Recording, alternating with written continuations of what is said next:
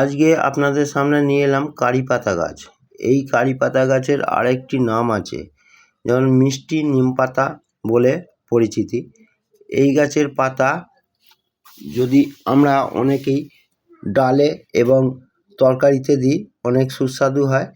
এই গাছের পাতা প্রতিদিন খালি পেটে 6 থেকে 8টা যদি খাওয়া যায়, অনেক উপকার পাওয়া যায়। যেরকম প্রথমত এইটি শরীরের ভিতরকার চর্বি কমায় এবং ওজন কমায়, সুগার নিয়ন্ত্রণে রাখে, আরও অনেক রকমের উপকার আছে।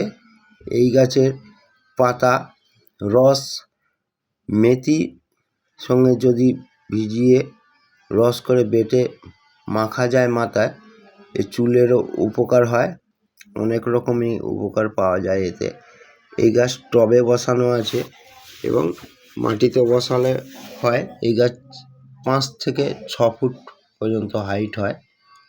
এই গাছের পাতা আরেকটিভাবে খাওয়া যায়, যেরকম এই পাতা বেটে শুকনো পাতা বেটে গুঁড়ো করে জলে ভিজিয়ে যদি সকালবেলা ওই জলটা খাওয়া যায়, আরও উপকার হয়, যা একসঙ্গে অনেক রকমের উপকারটা পাওয়া যায়। গাছটি চিনে রাখুন, বা অনেকেই হয়তো জানেন এই গাছের গুণাগুণটা, কতটা জানেন না। এর আরও অনেক গুণ আছে, যেটা আমি এতে বলতে পারলাম না। চেষ্টা করব পরে অন্য একদিন